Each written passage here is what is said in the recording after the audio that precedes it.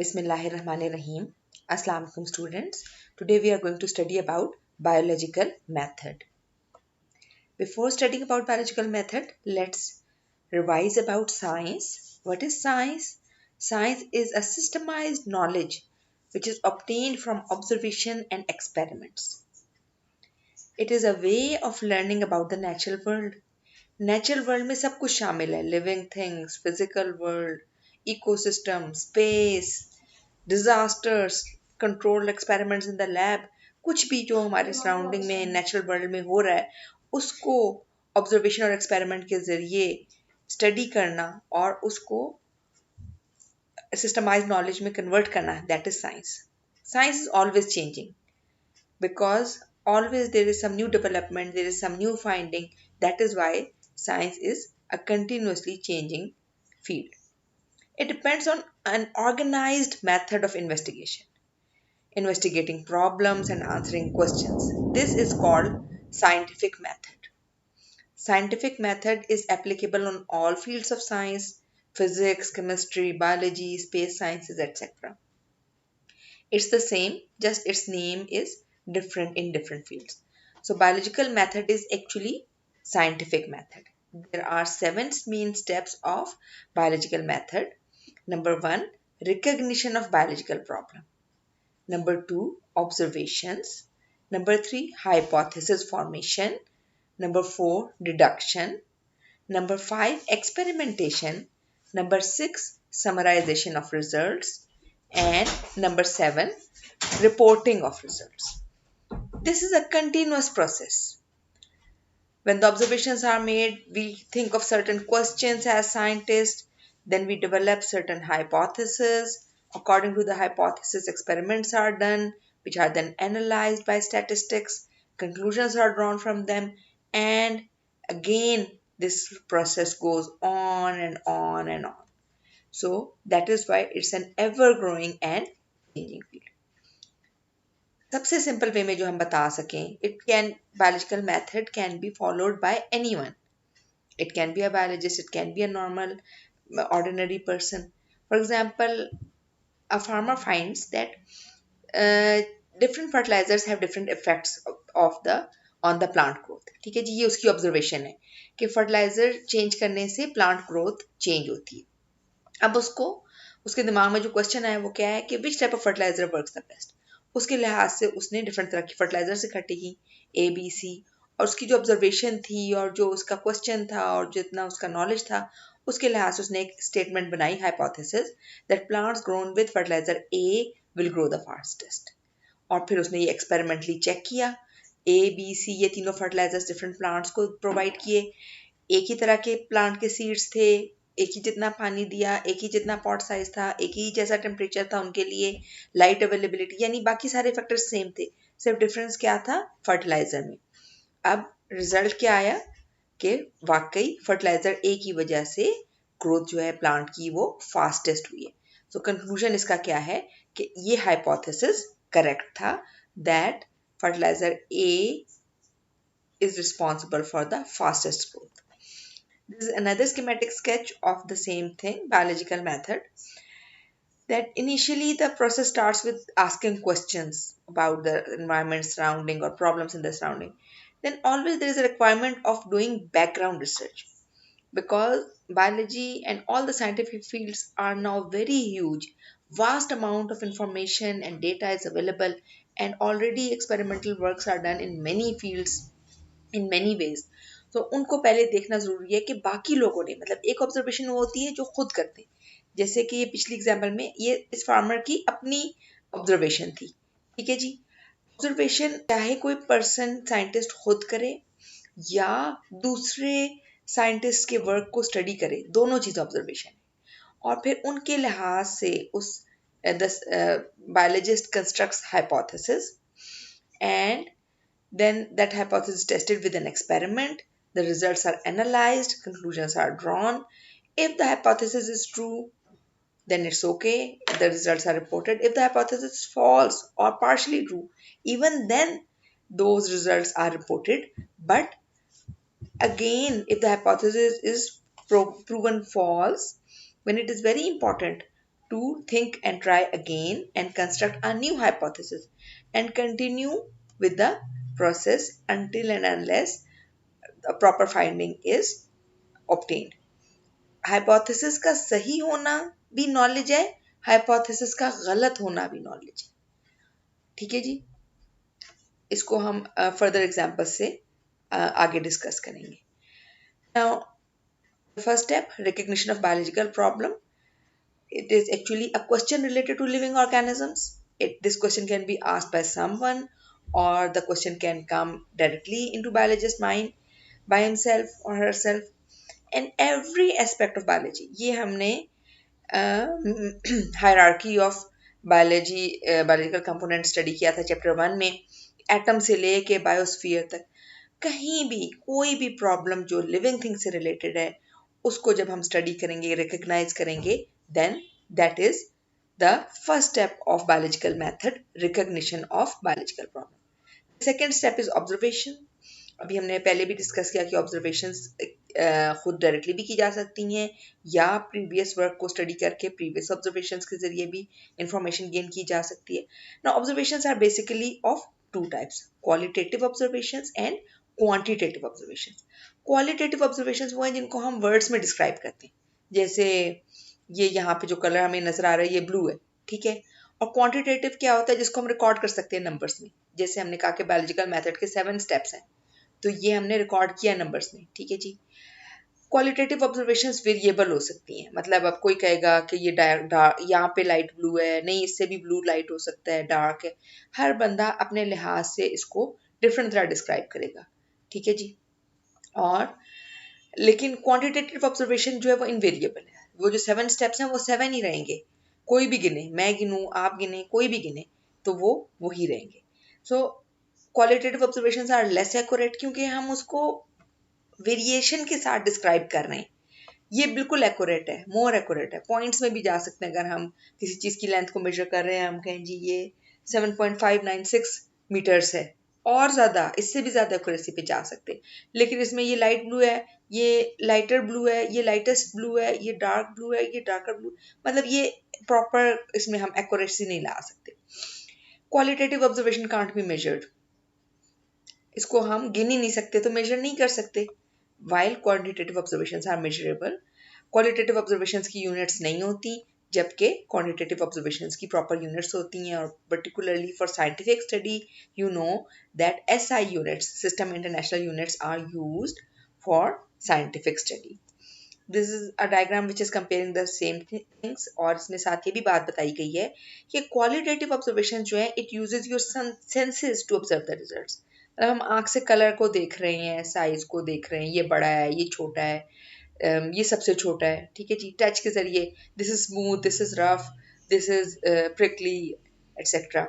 Smell के करके good smell, very good smell. अब देखें घरों में ही आप देख लें कि एक परफ्यूम किसी को अच्छा लग रहा होता है, किसी को नहीं अच्छा लग रहा होता है, तो कितना वेरिएबल है क्वालिटेटिव ऑब्जर्वेशन। टेस्ट, फिर अब कुछ लोग कहेंगे एक ही डिश बनी हो तो कोई कहेगा कि नहीं इसमें तो बहुत मिर्चें हैं, और किसी ने कहना कि नहीं तो बिल्कुल भी स्पाइसी नहीं, मिर्चें हैं ही नहीं इसमें। एंड देन साउंड, जो कुछ भी हम सुन रहे हैं, किसी को वो आवाज़ बहुत ऊंची लगेगी, किसी को हल्की लगेगी वगैरह। तो क्वालिटेटिव ऑब्जर्वेशंस जो हैं वो डायरेक्टली हम अपनी सेंसेस को यूज करके वर्ड्स में डिस्क्राइब करते हैं। क्वांटिटेटिव ऑब्जर्वेशंस के लिए इंस्ट्रूमेंट्स को यूज करना पड़ता है, रूलर्स को, बैलेंसेस को, ग्रेजुएटेड सिलेंडर्स को, बीकर्स को, थर्मोमीटर्स को, और इनको हम मेजर करके नंबर्स और यूनिट के साथ डिस्क्राइब करते हैं। Now we come towards the third step, hypothesis formulation. Hypothesis क्या है? Tentative explanation of observation. जो भी ऑब्जर्वेशन हमने की है उसको जो हम उस एक्सप्लेन कर सकते हैं कि ये क्यों हुआ ऐसे। हम अपनी समझ, हर साइंटिस्ट, हर बायोलॉजिस्ट अपनी समझ से उसकी जो एक्सप्लेनेशन देगा, that is the hypothesis. It is a proposition, ये एक प्रपोजल है साइंटिस्ट की तरफ से, बायोलॉजिस्ट की तरफ से, that might be true. True हो सकता है लेकिन लाजमी नहीं है। वो इस प्रोपोजिशन को देख के उस पर कायम नहीं हो जाएगा कि मैंने ये बात कही है तो ये लाजमी ठीक है। वो सिर्फ इसको प्रपोज करेगा और फिर उसको बाद में बहुत सारे स्टेप से गुजार के अगर वो सही साबित हुआ तो उसको सही मानेगा, अदरवाइज उसको रिजेक्ट कर दे। This requires careful and creative thinking, मतलब केयरलेसली नहीं हाइपोथेसिस डेवलप किए जा सकते। अगर केयरलेसली डेवलप किए जाएंगे तो वो बिल्कुल ही नाकाम हो जाएंगे, और उसके लिए क्रिएटिव थिंकिंग यानी नई तरह से सोचना पड़ेगा। क्योंकि किसी प्रॉब्लम को अगर स्टडी करना है, सॉल्व करना है, तो उसके लिए careful and creative thinking is required. Another requirement of hypothesis formulation is that it uses reasoning. बहुत proper reasoning के साथ इसको समझना होता है, अप्लाई करना होता है। अच्छा, जो गुड हाइपोथेसिस है उसकी कम से कम 5 कैरेक्टरिस्टिक्स होती हैं। There are 5 characteristics of a good hypothesis. एक तो ये एक जनरल स्टेटमेंट होती है, ठीक है जी, बहुत स्पेसिफिक बात नहीं की जाती है, अमूमन एक जनरल स्टेटमेंट होती है। और ये एक टेंटेटिव आइडिया होता है, ऐसा आइडिया जिसको समझा जाता है कि ये हमारी ऑब्जर्वेशन के मुताबिक इसको एक्सप्लेन कर रहे हैं। And it agrees with available observations, कि जितनी भी ऑब्जर्वेशन बायोलॉजिस्ट की अपनी है या और साइंटिस्ट की है, या उसने रिकॉर्डेड डेटा और प्रीवियस नॉलेज को स्टडी करके फाइंड आउट किया, वो सब से एग्री करे, ठीक है जी। It should be as simple as possible. अगर कॉम्प्लेक्स होगा, कॉम्प्लिकेटेड होगा हाइपोथेसिस, तो आगे के स्टेप्स करने मुश्किल हो जाएंगे। And it should be testable and it should be potentially falsifiable, यानी कि वो गलत साबित होने के काबिल हो, उसको टेस्ट किया जा सके, चेक किया जा सके, और चेक करने के बाद वो गलत भी साबित हो सके। ऐसी हाइपोथेसिस ना हो जो गलत ही ना साबित हो सके। जैसे कि यहाँ पे इस एग्जाम्पल में देख लें, एक हाइपोथेसिस मतलब if we are studying about the growth of plants depending on a fertiliser, bio fertiliser, तो एक हाइपोथेसिस का ये हो सकता है कि application of bio fertiliser X increases plant growth, ठीक है, कि फर्टिलाइजर एक्स डाल के देखा जाए कि क्या वाकई जिस प्लांट को फर्टिलाइजर एक्स दिया गया है उसकी प्लांट ग्रोथ बढ़ी है या नहीं, ठीक है, इसको इस तरह टेस्ट किया जा सकता है। दूसरा हाइपोथेसिस, इसको नल हाइपोथेसिस कहते हैं, जिसमें नॉट का वर्ड आता है, जीरो कर रहे होते हैं, कि application of bio fertiliser X do not increase plant growth. दोनों हाइपोथेसिस अपनी जगह ठीक है। ये हाइपोथेसिस बना के इसके मुताबिक भी डिडक्शन एक्सपेरिमेंटेशन की जा सकती है, और इस हाइपोथेसिस को भी यूज किया जा सकता है। Both are correct way of describing the tentative explanation of the observation. The next step is deduction. Deduction क्या है? Logical consequence of hypothesis. एक हाइपोथेसिस हमने बनाया तो फिर हम उसके अगली क्या बात कर रहे हैं, उसका लॉजिक के लिहाज से अगला पॉइंट क्या होगा उस हाइपोथेसिस।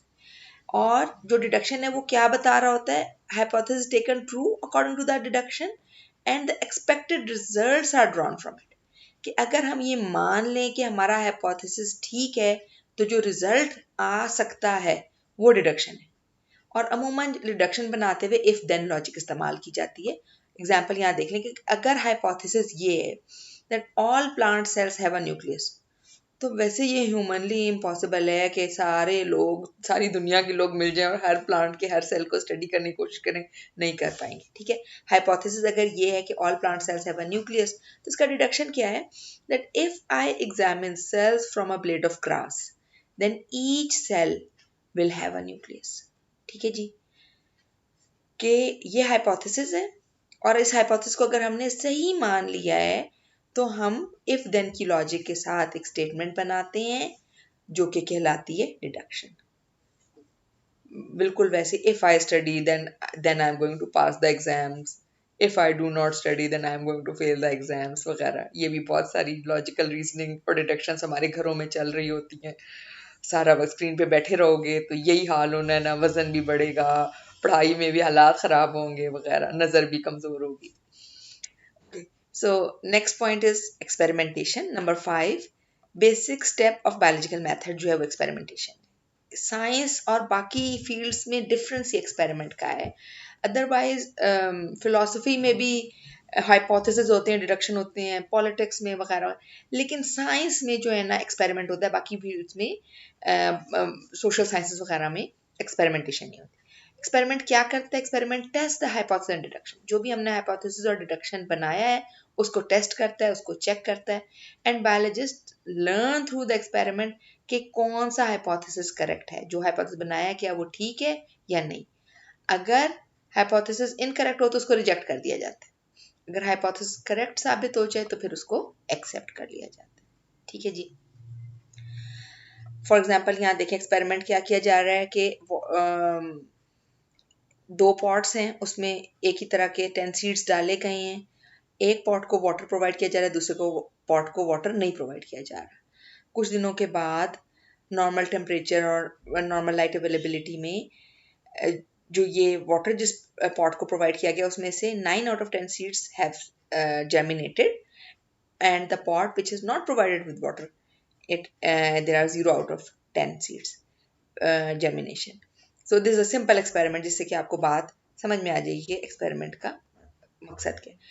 अच्छा, एक्सपेरिमेंट में एक बड़ी इंपॉर्टेंट चीज होती है कंट्रोल। कंट्रोल क्या होता है? कंट्रोल एक ऐसा ऑर्गेनिज्म होता है या ऐसी सिचुएशन होती है जिसको वही सारी वेरिएबल्स प्रोवाइड किए जाएं, लेकिन जो एक पर्टिकुलर चीज को हम टेस्ट कर रहे हैं वो ना किया जाए। जैसे कि इस एक्सपेरिमेंट में, लेट्स सपोज एक्सपेरिमेंट क्या है जिसमें कि डिफरेंट तरह के फर्टिलाइजर्स को यूज किया गया। ठीक है जी, फर्टिलाइजर ब्रांड एक्स, कोई स्कॉट्स फर्टिलाइजर है, कोई मिरेकल ग्रो फर्टिलाइजर है। अच्छा, एक कंट्रोल है। अब इन चारों प्लांट्स को, चारों पॉट्स को के अंदर एक जैसे सीड्स लगाए जाएंगे, एक जैसी सॉइल डाली जाएगी, एक जितना वाटर एक टाइम पे डाला जाएगा, एक जितनी लाइट अवेलेबिलिटी होगी, एक जितनी एयर अवेलेबिलिटी होगी, एक जितना टेम्परेचर, यानी बाकी सारे वेरिएबल्स इन सबके सेम है। सिर्फ एक चीज में फर्क है। किस चीज में? फर्टिलाइजर में। और ये जो एक्सपेरिमेंटल ग्रुप है इनमें हर एक में फर्टिलाइजर डाला गया, कंट्रोल ग्रुप में फर्टिलाइजर सिरे से डाला ही नहीं गया। ठीक है जी। यानी अगर हम किसी दवाई को चेक करना चाह रहे हैं पेशेंट्स में, तो हम कंट्रोल जो ग्रुप होगा ना उसको वो दवाई देंगे ही नहीं, खाली कैप्सूल या उसमें कोई ऐसी प्लेसिबो उसको कहते हैं, कोई और चीज़, मतलब चीनी कैप्सूल में भर के दे दी। अगर वो ग्लूकोज शुगर के पेशेंट ने, अगर हम ग्लूकोज मेटाबॉलिज्म को नहीं स्टडी कर रहे लेट सपोज, तो हम उसमें कोई भी ऐसी चीज़ जो कि नॉर्मल डाइट का हिस्सा हो उन सब लोगों की, वो उनके कैप्सूलों में भर के दे देते हैं। उन मरीज को नहीं पता चलता कि उसको दवाई मिली है या नहीं मिली। ठीक है, क्योंकि एक बड़ा इंपॉर्टेंट चीज़ होती है साइकोलॉजिकल फैक्टर। दवाई खा के हमें लगता है कि हम ठीक हो गए। तो कंट्रोल ग्रुप्स हर एक्सपेरिमेंट में यूज़ किए जाते हैं और उसका मकसद ये होता है कि ये देखना कि इस वेरिएबल, ये वेरिएबल है जिसको चेक करना है, तो इसकी गैर मौजूदगी में प्लांट की ग्रोथ कैसी हो रही है। या जो दूसरी मैंने आपको एग्जांपल बताई दवाई और मरीज की, कि अगर मरीज को दवाई नहीं मिली फिर भी वो क्या ठीक हुआ है या बाकी लोगों के मुकाबले में। मतलब लेट सपोज कि किसी एक बीमारी की, यही कोरोना की एग्जांपल ले लें कि लेट सपोज 3 तरह की दवाइयों को चेक करना है, तो हम 3 ग्रुप्स बना लेंगे पेशेंट्स के। एक को एक दवाई देंगे, दूसरे को दूसरी दवाई देंगे, तीसरे को तीसरी दवाई देंगे, और एक ग्रुप होगा जिसको हम कैप्सूल तो देंगे लेकिन उसमें दवाई कोई नहीं होगी, उसमें नॉर्मल कोई खाने की चीज़ जो है ना वो शामिल होगी जो हमें, हमारी बॉडी को किसी तरह नुकसान ना पहुंचाए। और फिर उन सब के रिजल्ट्स देखे जाएंगे।